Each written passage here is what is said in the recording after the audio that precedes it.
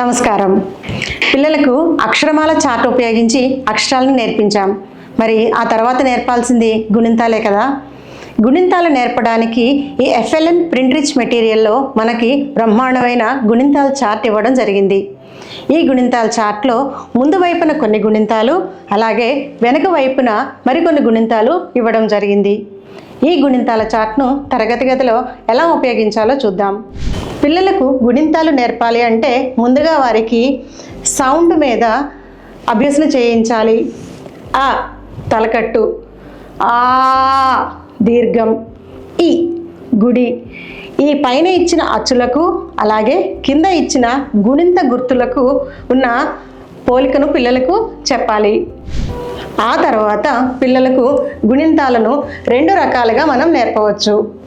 ఉదాహరణకు కా గుణింతాన్ని నేర్పే లెక్కనైతే కా గుణింతం మొత్తం ఒకేసారి క, కా, కి, కీ, కు, కూ అంటూ కం కహ వరకు మనం నేర్పవచ్చు. ఆ విధంగానే ప్రతి అచ్చుకు సంబంధించిన గుణింతం మొత్తం పిల్లలకు నేర్పవచ్చు.